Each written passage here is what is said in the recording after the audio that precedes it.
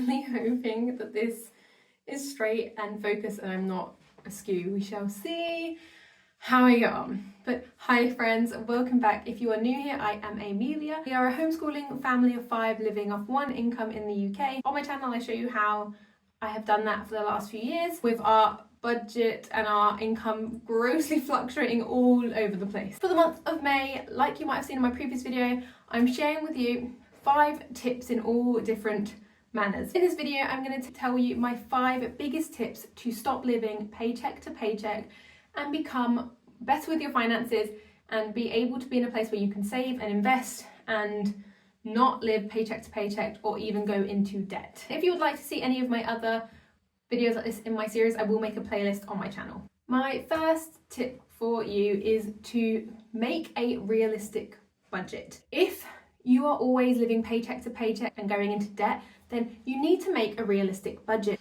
Go over the last year, 6 months to a year of your bank statements and see what you are spending in all different areas. If you keep making a budget and it's failing, then have a look at that as well. If you are giving yourself, I said this in my last video, I think, if you are giving yourself £100 of to spend a month on your groceries, but you're spending £500, then you need to change your budget because it's just not realistic for you. Go through your budget, see what you're spending on things, see where your money is going, then see what your income is. See, make different sections and calculate how much you spend on average a month on your groceries, on your different bills, on miscellaneous items, on your fuel, your car.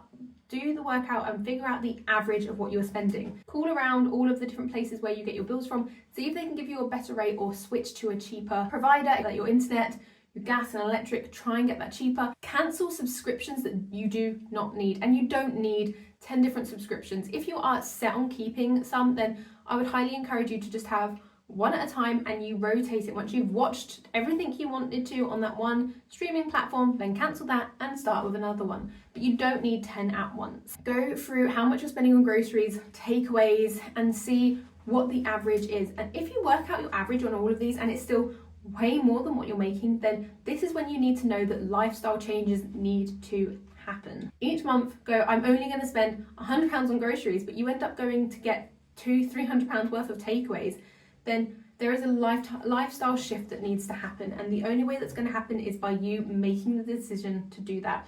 Make a realistic budget and stick to it. If you'd like to see my How I Budget video, I've got one from when I first started my channel that you can watch and see how I budget my money. The biggest tip to be able to stop living paycheck to paycheck is knowing where your money is going and know where you're going to put your money. My next tip is start thinking short-term pain for long-term gain. To be able to stop living paycheck to paycheck, you need to create an emergency fund for anything that can come up. Ideally, you want 3 to 6 months in a bank account of your income. If you were not to work for 3 to 6 months, how much money would you need in a bank account to be able to survive? Pay your bill, pay your mortgage or your rent, food shopping, all of that. What is the amount that you would need to be able to survive for 3 to 6 months? 3 months is normally if you are a 2-income household. 6 months is normally if you're a 1-income household and you're reliant on that one income, you want a bit more leeway. If you're a 2-income household, then you know it's very unlikely that both parties will lose both their jobs at once. Minimum 3 months if you are a 2-income household, and I'd say a minimum of 6 months if you are a 1-income household. But short-term pain for long-term gain, I mean, you restrict your budget. You eat, if you don't know who Dave Ramsey is, I'd highly encourage you to check him out and go get the Total Money Makeover book or listen to the Dave Ramsey podcast. But to be able to get your emergency fund, you want to live off beans and rice and beans is what he says. You want to live as cheaply as possible until you have that money put aside. And I really see it as, yes, it might be boring, yes, it might be difficult, but for a short term, being able to do that, for long term, knowing that you have a bit more financial security. Because if you have 3 to 6 months of finances behind you, you are immediately out of that paycheck to paycheck mentality. And if something goes wrong, you're not having to put it on credit. You have the money, cash, to be able to pay for things that might perhaps go wrong.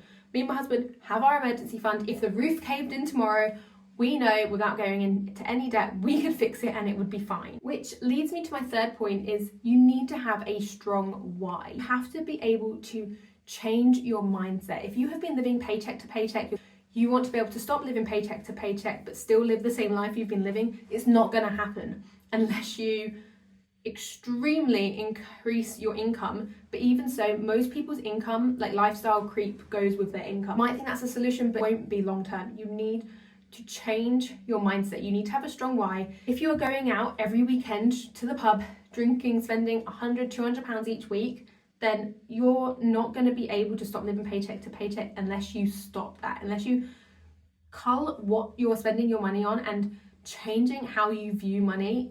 You will never get out of this paycheck to paycheck mentality. Anything that will stop you spending money and shifting that mindset, that is the biggest way you will win long term, is changing your mindset, thinking short term, pain for long term gain. And you do need to think long term. You need to have your goals for weekly, monthly, yearly, to be able to go, this is where our money is going this month. This is how we are going to spend all of our money and save all of our money. Stop the paycheck to paycheck mindset. It goes hand in hand with number 4, which is sell your shit and stop buying things on finance. If you have made your budget, you're like wanting to really get an emergency fund put in place and you have your strong why, then let's go through our house. Let's declutter and find every single thing that can make us some money. We're going to sell it. We're going to work our butts off. We are going to put it up on Vinted, put it up on Facebook Marketplace, wherever you can sell items, you're going to sell them, and you are going to go, all of that money that I'm going to make from selling items goes immediately into my emergency fund, or whatever the financial goal is to get you out of the paycheck to paycheck mindset. And you can't just sell your stuff because you're just going to end up buying more.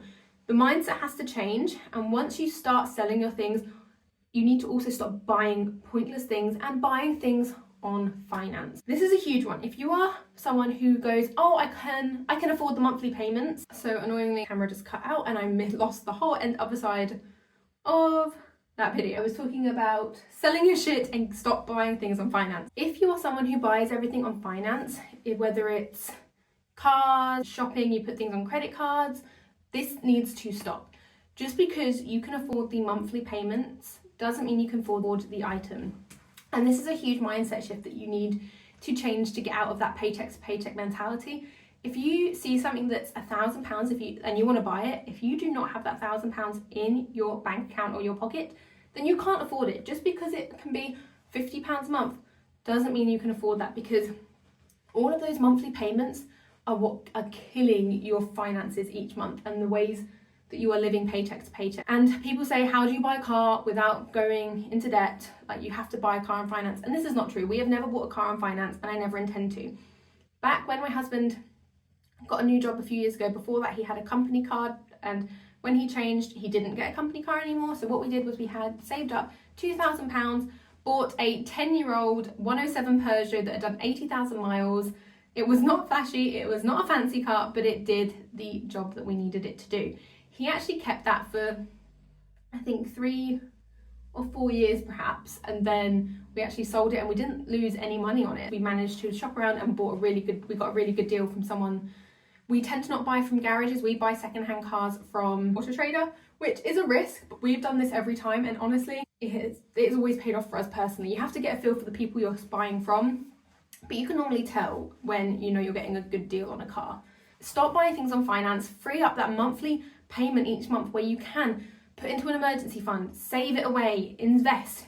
That is where you're gonna start winning with your money. So sell your shit, free up money by selling your items, and often by decluttering and selling your stuff, it makes you realize how much stuff you actually had and where you have wasted so much of your money. I do this so much not so much now, but when I first started my kind of more minimalistic, not a minimalist I wouldn't say, but more minimalistic lifestyle, you realize that you spend all this money on stuff that you're just donating or getting rid of or selling for a fraction of the price. If you stop doing that, then imagine all the money that you're freeing up. Sell your items to get an emergency fund put in place, free up space in your house, and just make you realize how much you are spending money on things that you do not need. And stop buying things on finance. It will completely change the game. If you realize as well, if you teach yourself you have to be patient to buy something, often as well, in that time of waiting, you'll realize that you didn't need it in the first place. Save up your money if you need to buy something and pay cash. Do not get things on finance. Even if you can afford the payments, this is how you free up money each month to be able to put into an emergency fund, to save or invest and get out of that paycheck to paycheck mentality. My final point, which is always one of my biggest points in all of these type of videos, and I would say my biggest point overall over my channel, it's stop trying to keep up with the Joneses. If your neighbours always have really fancy cars, every couple of years they get a new car, really, they redecorate the kitchen regularly, they go on lovely holidays, they have designer clothes and bags, or whatever it is, stop comparing yourself to them, because you have no idea what is going on behind closed doors. Just because they have all this stuff, A, it doesn't mean that they are happy, and B, it doesn't mean that they are buying it in cash and that they can afford it. Often they are in debt. And C, you also don't know what's going on with people's finances, whether they've inherited a ton of money. Like, you just don't know what is going on behind closed doors. So please stop comparing yourself. It is the biggest thief of happiness when you start to compare. Me and my husband got married at 19, and we always had people judge us. And I think we very quickly learned to just not care what people think, because someone is always going to have something negative to say about your choices in life and the decisions that you've made. The only people that need to care about that and be happy with the decisions that you've made is your family. Me and my husband are so content with the decisions we have made in our life. I couldn't give two rat's asses what people think about me and my lifestyle. If you think that I'm boring or want to think it's silly that I homeschool or that we got married young and that's stupid, you can think that. You're allowed to think whatever you want about me. I don't care.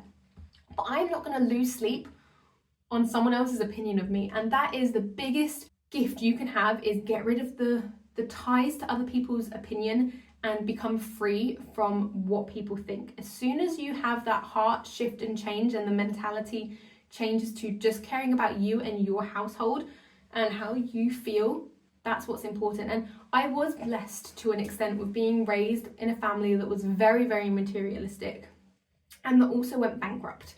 I had the two extremes of my life where we went on these amazingly extravagant, fancy holidays, would get into a ton of debt, had the big house, had the nice car. We had that. I was raised in that. People at school used to call me the rich bitch because they would see the car that I was dropped off in school with, they would see the house, they would see that side of my life. But then they didn't see the life that I had inside, which was very sad. And I had a very ill family member. I had another family member that got into a ton of debt. We ended up going bankrupt. It was just not a safe environment. It didn't feel like a safe financial environment to be in. And that might be why I am the way I am now. But I was blessed to experience that because it made me realize that things just do not make you happy. They don't. We would move house every 18 months to a bigger and better house. But did it bring happiness? No.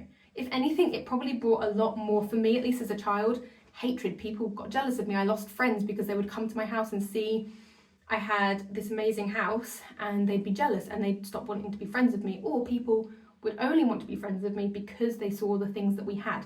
And all the while I knew as a child that we didn't actually own any of them. And then at the age of 14, 15, it all kind of went. And then bankruptcy came not long after that, and I experienced that fear of being in a really uncertain place financially. So this is why I always don't judge people on what you can see on the outside, because from the outside of my life growing up, it was perfect.